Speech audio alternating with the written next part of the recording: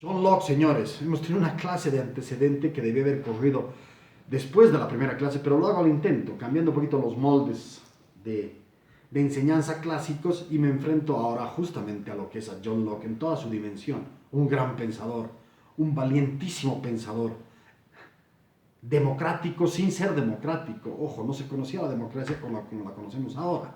Lo que más bien se iba instaurando eran elementos de descentralización liberal, elementos más bien de complementación liberal, liberalismo en pleno. ¿Qué implica el liberalismo? Que la gente que hace negocios, que la gente que hace empresa, que la gente que empieza a burguesarse, porque esto es lo que realmente sobresale en John Locke, tenga la decisión.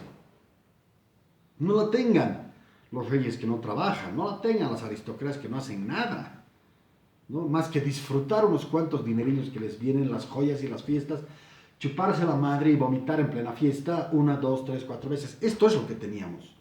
Dicho de manera figurativa y en un aspecto además decadente, ¿no? Por supuesto que este sector burgués que empieza a instalarse en Europa es decisivo y va a ser decisivo en el curso de la historia. Vamos a cambiar la historia, parecen decirnos. Nosotros trabajamos 8 horitas, como su manual del trabajo de la Organización Internacional del Trabajo les dice.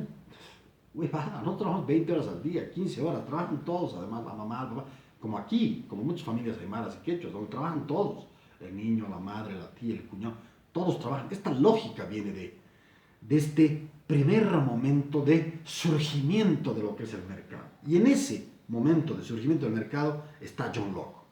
John Locke que da una mirada y nos va diciendo los elementos centrales que son necesarios de ser tenidos en cuenta y cuáles son los elementos centrales para constituir el mercado. Eso podría ser realmente el resumen de lo que viene a ser John Locke en el presente. 10 pasos para llegar al mercado. 10 pasos para tener un mercado amplio. ¿Cuáles son los pasos? No sé si son 10, pero el primero de ellos, el derecho a decirle al Estado, no me jodas. El derecho a decirle al Estado, yo decido.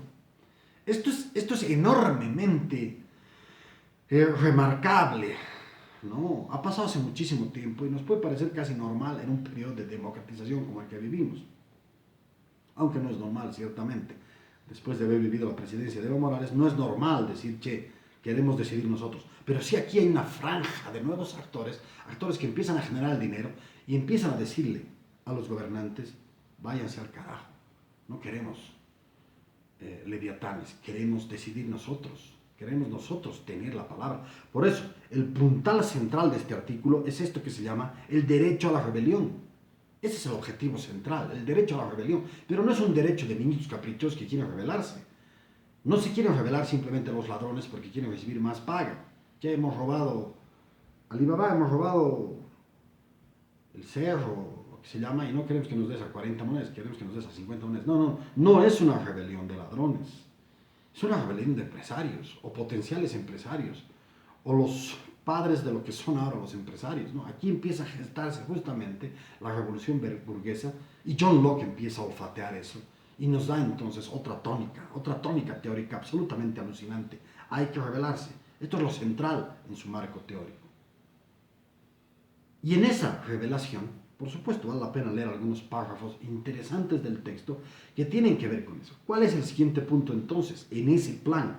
Recordemos que el liberalismo surge como consecuencia de la lucha de la burguesía contra la nobleza y la iglesia. Esto es central.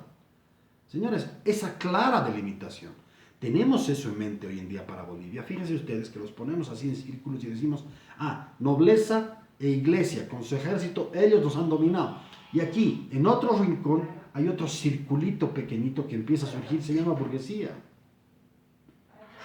Y surge ciertamente como un sector marginado de las decisiones del Estado. No como después, bajo la tónica marxista, se va a decir, es el actor millonario por excelencia, es el privilegiado por excelencia. No, señores, aquí era más bien el modesto. La revolución que hemos tenido, por ejemplo, con Evo Morales del 2003 al 2005, que permite el ascenso de cooperativistas, gremialistas, la tuvieron también los burgueses y partieron de abajo. Y partieron de abajo para chocarse precisamente contra esta nobleza y contra esta nobleza justamente dividida en iglesia y en aristocracias, ¿no? Esto es lo que tenemos en ese momento y esto es lo que justamente el Señor y va configurando un espacio entonces, ¿no? Dense cuenta, nosotros como politólogos tenemos que generar un redondito en nuestra cabeza y decir cuáles son los actores que dominan, cuán justos o injustos son, cuáles son los sectores que van surgiendo. Esto me parece esencial de ser tenido en cuenta, porque yo en mi propia opinión tengo el convencimiento que del 2003 al 2005 surgían nuevos actores desatendidos tradicionalmente en este país. ¿No? Evo Morales podía ser la representante de esa revolución que tuvimos en esos años, y lo fue, por supuesto que lo fue. ¿No? Sí, lo que teníamos era una aristocracia partidaria, esta suerte de nobleza partidaria. ¿No? Es lo que tuvimos del 85 en adelante, o más bien, quizás del 97 en adelante, cuando esto se va degradando. Pero entonces esta es la intención de Hobbes, ir delineando al nuevo actor, perdón, no de Hobbes, de Locke, ¿no? Ir justamente delineando al nuevo actor que se va a entrometer en la vida de un pueblo, y se va a entrometer para terminar dominándolo. Esto es lo más alucinante. Eso posiblemente John Locke todavía no lo sabía, pero él más o menos va olfateando. Estamos justamente en el año 2020 y está John Locke. Che, ¿qué sector está surgiendo? Está decayendo esta aristocracia, en este caso, en nuestro caso, una aristocracia estatal, la llamaría yo, ¿no? Que ha vivido, como lo llama Klaus Offe, un gran teórico alemán, lo llama las burguesías burocráticas, que son aristocracias burocráticas, que están manejando el Estado como les da la gana y beneficiándose con eso a partir justamente de la proliferación de corruptos. Fíjense ustedes este tercer elemento que me parece de enorme importancia, el estilo de Locke. Fíjense ustedes, en contraste, por ejemplo, con la elocuencia barroca de Hobbes, ha sido considerado claro, conciso, simple, parsimonioso, racional, con gran sentido común. Dense cuenta, ¿de quién estamos hablando? De John Locke, es otra personalidad, de argumentos sencillos, sobrios, equilibrados, ¿no? Realistas y moderados. No es eso, le vamos a sacar la mierda. No, a ver, para un cachito. ¿Cómo podríamos realmente tener un mejor país, no? Es una voz moderada. Eso es lo que es John Locke. No es esa brutalidad inteligente, por supuesto, de Thomas Hobbes. Es, consolidamos el Estado y pare de contar, ¿no? Lo consolidamos y controlamos. No, señores. A ver, eso no es tan simple, ¿no? Locke manifiesta que pocos hombres tienen en este tiempo el privilegio de ser sobrios. Eso era precisamente él. En este autor no hallamos expresiones geniales y brillantes. Fíjense ustedes, de acuerdo al historiador Coplestone, sino mesura y sentido común en todos los casos. Fantástico teórico, fantástico profesor, ¿no? Es lo que requerimos hoy en día. No esos arrebatos de insultos que llenan los periódicos, ¿no? Ladrones, corruptos, bocones. Sabemos que tenemos un ministro que despanzurra al que se le cruce encima, ¿no? Con insultos muy efusivos. No, señores, mesura, mesura. Entonces John Locke no nos propone solamente esta instauración de la burguesía como una clase prometedora. No, señores, nos permite entender que la política se va a ir construyendo no en función a arrebatos de locura, entre comillas, ¿no? De locura política, ¿no? De constelaciones de abuso, no, con mesura. Ahí está justamente el embrión de lo que va a ser su política central, el pacto, el acercamiento, el diálogo, ¿no? Señores, ¿qué más podemos observar? El poder viene de Dios como un castigo que tenemos simplemente que obedecer. No, señores. Locke se interroga acerca del gran problema que en todas las épocas agita a la humanidad. ¿Cuál es este gran problema? Por supuesto, la religión. El argumento de Locke en contra de Filmer apunta fundamentalmente a no considerar al Estado como una creación de Dios, sino como una unión política consensuada, fíjense ustedes, y realizada a partir de hombres iguales, libres iguales. Esto es alucinante para la época en que él vive. Somos todos libres, no dependemos de Dios. Bajo la lógica divina, los seres podemos ser iguales, pero iguales casi en una fase de nublamiento de la razón. No pensamos. Nuestro pensamiento viene de arriba. Nuestro pensamiento viene marcado por la Biblia. Ahí vamos a poder definir lo que somos en la medida que creamos. Ahí nos dicen lo que tenemos que decir, ¿no? Ya, viene casi como instrucción. Faltaba eso en aquellos momentos, ¿no? Que la Biblia sea dividida en Instrucción 1, instrucción 2, ¿no? 500 instrucciones. Y tú simplemente obedecías, no pensabas, es la negativa pensar. En el fondo Locke nos está diciendo, pensemos. El poder no viene de Dios, viene de nosotros. La secularización no es simplemente que los hombres gobiernen y ya no gobiernan los reyes. No solamente eso, en el fondo es una transformación cualitativa enorme. Es decir, ya no dependemos del pensamiento divino, pensamos nosotros, dependemos de nuestra forma de pensar. Esto es lo que tiene John Locke en manos. No son ustedes los que van a pensar y decidir. Fuerzas divinas, al carajo, decidimos nosotros. Esa es la idea central de John Locke, ¿no? ¿Cuál es, obviamente, la esencia? Y aquí entramos en algunos puntos que pueden proceder, además, casi como línea continua de acumulación de los hitos centrales de Locke. Propiedad privada. La propiedad privada para Locke presta este autor una enorme atención al tema de la propiedad y elabora su célebre teoría para explicar su origen y valor. Para algunos una apología de la moral burguesa capitalista, seguro, influyendo en teóricos posteriores como Adam Smith, imagínense ustedes, David Ricardo, incluso el David Karl Marx. Propiedad para Locke es un término polisémico, en sentido amplio y general implica vida, libertad y hacienda. Fíjense ustedes, no es solamente platita, es vida, ¿no? Es hacienda, donde puedes vivir, es libertad. La libertad entendida bajo esta cláusula. No dependemos ya de esos mandatos divinos, dependemos de nosotros. Y en un sentido más restringido es obviamente el derecho a heredar y la capacidad de acumular riquezas. Esta es la propiedad privada, como un hecho sagrado para Locke. Se instaura entonces esta lógica. No es simplemente el rey que venga y diga, esas propiedades son mías. No, señores, esto es mío. Yo soy el rey en esta propiedad. Aquí está. Todos ustedes que tienen un departamento, una casita, una finca, y tiene su propiedad privada, pueden observar que hace tantos años, hacía tantos siglos, teníamos un teórico como John Locke diciéndonos, ustedes van a ser dueños de su departamento y van a tener papelitos de su departamento, va a ir a derechos reales. Nos faltaba que nos diga eso, faltaba que en el capítulo último haga una descripción de derechos reales y nos diga, derechos reales es una gran mierda, pero no importa, hagan ustedes sus papeles y van a poder obtener su título de propiedad. La propiedad no depende entonces del ser divino, depende estrictamente de ustedes. Esto es lo que nos dice. Y fíjense ustedes, complementado en tercer lugar y en este proceso acumulativo con el derecho al trabajo. El nuevo producto, resultado de la creatividad humana aplicada a los recursos naturales, se transforma en parte del productor y le pertenece, naciendo así el derecho a la propiedad y convirtiendo al hombre en equivalente a propietario. El trabajo de cualquier hombre, el derecho natural sobre aquello de lo que se ha apropiado, y le imprime un sello personal que lo hace propio. Esto es fantástico, ¿no? Porque existe una fusión entre el sujeto trabajador y el objeto trabajado. ¿Qué estamos viendo? Esta justamente solidez respecto a lo que tú produces, ¿no? Lo que tú produces es tuyo y eso lo puedes vender. Fíjense, la idea básica es una idea mercantil que la tenemos a ir al mercado, ¿no? Lo que tienes ahí es tuyo y lo puedes vender simple. En ese momento no era tan simple. Las propiedades pertenecían a cierta aristocracia o obviamente al rey.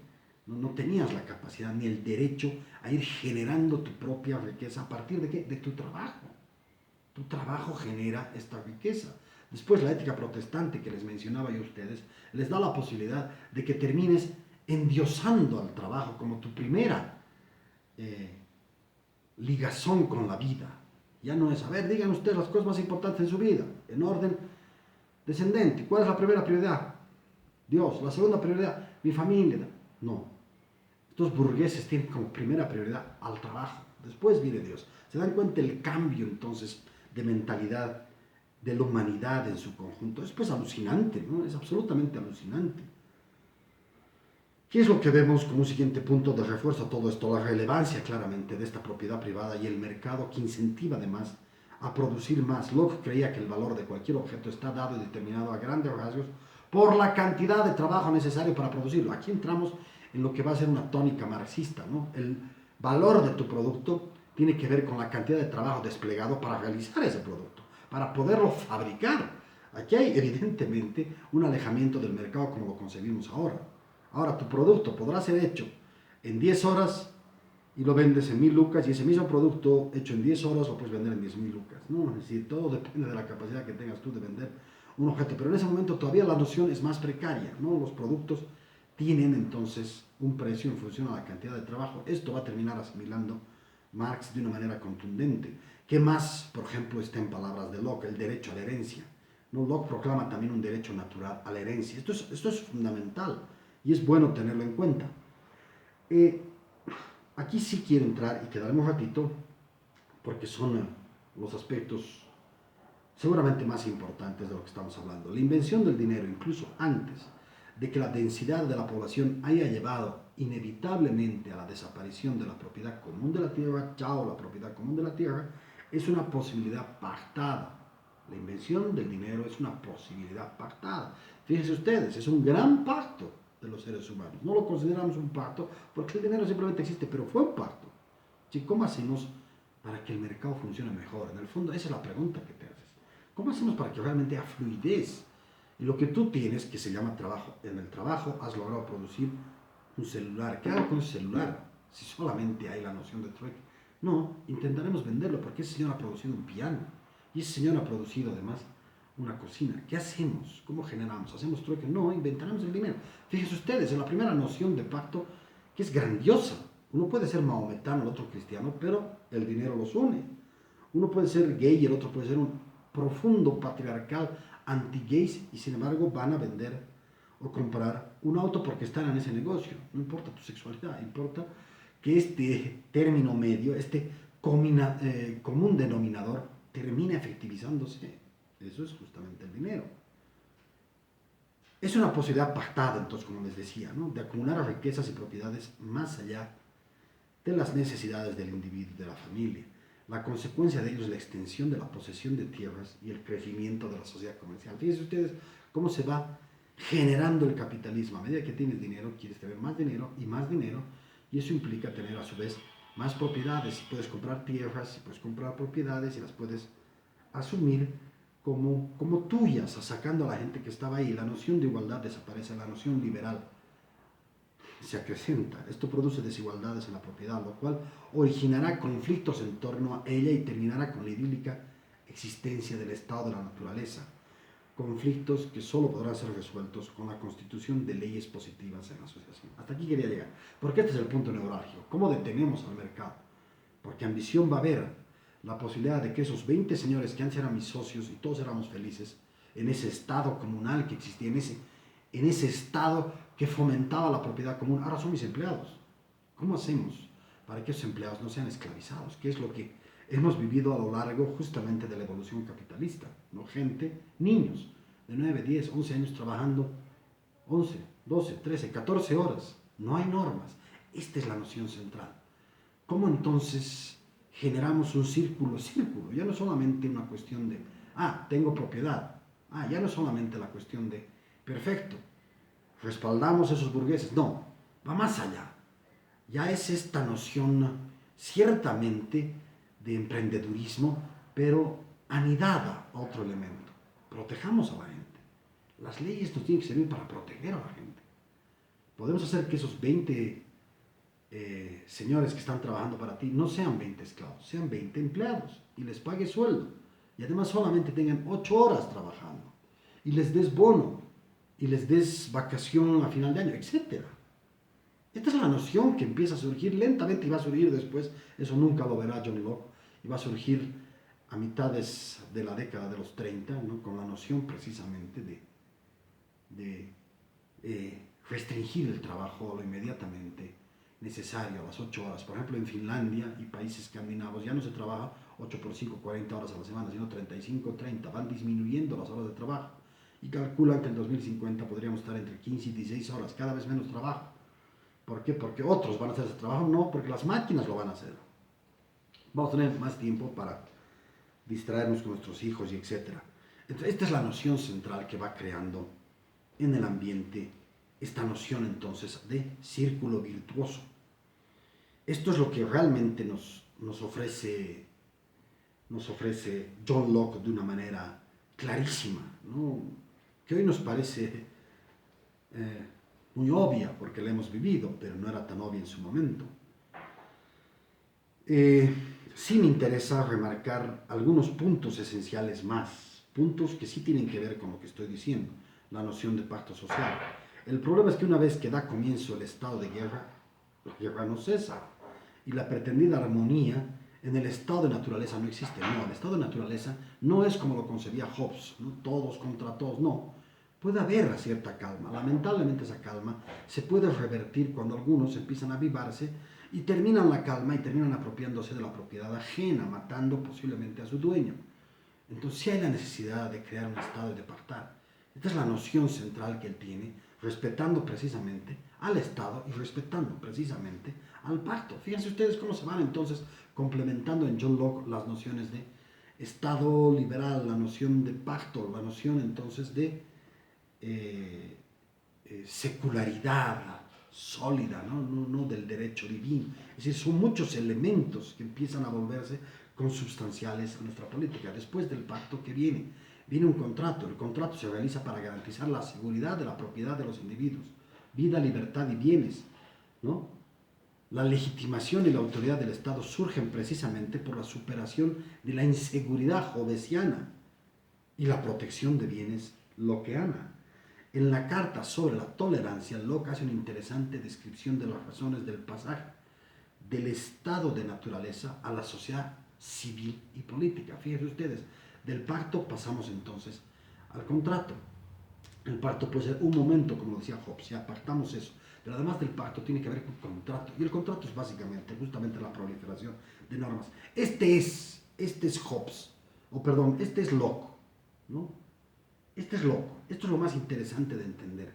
Hay algunos elementos más que tengan que ver con su teoría, sí, definitivamente la necesidad de apartarnos de la religión, ¿no? Lo veíamos, ya no es solamente la iglesia la que dictamina lo que va a pasar, somos nosotros, ¿no? Se fijan ustedes la fusión entonces de elementos que concluyen en algo que sí me lleva a concluir en lo que quiero mencionar. Es justamente en esta lógica burguesa. Y voy a leer un párrafo posiblemente más largo, pero que termine cerrando con broche de oro lo que estoy diciendo. La revolución gloriosa, la revolución inglesa de 1688, no pretendía la igualdad política. Ojo, no es demócrata, no se equivoquen, es liberal. No pretendía la igualdad política, como algunos grupos radicalizados durante la Guerra Civil Inglesa, sino la implantación de una monarquía limitada, ¿sí? Que siga la monarquía, pero que nos deje de negocios. Esa es básicamente la idea, ¿no? El segundo tratado es la filosofía de un grupo privilegiado de propietarios vinculados entre sí con específicos intereses de clase. En palabras de Engels en su carta a Conrad Schmidt, Locke era lo mismo en religión que en política, un hijo de la transacción de clases de 1688. Es cierto, lo era. El gobierno parlamentario es elegido por los ricos. Fíjense a lo que llegamos, es muy interesante. Pide más democracia, pide decisión. Si tú dices que el liberal democrático está pidiendo realmente mucho más para la gente, pero no es cierto. Fíjense ustedes la crítica marxista hegeliana. El gobierno parlamentario es elegido por los ricos. Los pobres no participan del poder político, convirtiendo al Estado lockeano en una sociedad de propietarios. Esto es lo esencial que tengamos en cuenta como crítica central. Sí hay una gran lucidez en él, pero evidentemente se queda estancado en el liberalismo puro. Ya no asume lo que va a ser este proceso de democratización imprescindible para entender ese contexto dual, liberal y democrático, de liberalismo e igualdad. De acuerdo a Harold Lasky, el estado de Locke no es más que un contrato entre un grupo de negociantes que forman una compañía de responsabilidad limitada. Me parece exagerado, pero nos permite ejemplificar lo que queremos ejemplificar. Nos permite realmente ser muy descriptivos con lo que queremos ser descriptivos. Locke expresó los intereses de la burguesía ascendente y su Commonwealth limita el poder político a las clases propietarias. No era un demócrata en el sentido actual del término, pues presumía la exclusión de las mujeres y los pobres en todo lo que implica los derechos de la ciudadanía. ¿Le quita eso grandeza a Locke? Por supuesto que no. Es alucinante, ¿no? Quiero cerrar con lo que ha sido la clase pasada. ¿Dónde entra Locke en todo lo que hemos hablado? ¿Cuál es el puntal de existencia en una sociedad que se va volviendo profundamente antiloqueana? ¿Dónde queda Locke? En la necesidad de visualizar todo esto de nuevo. La necesidad del pacto, la necesidad del contrato, la necesidad de las leyes, la necesidad de que el liberalismo termine siendo un conjunto de elementos que nos permitan tener certeza sobre nuestra vida. Voy a abordar un poquito más esto en una clase conjunta que haga comentando sobre los autores, pero me quedo acá y lo discutimos mañana. Gracias.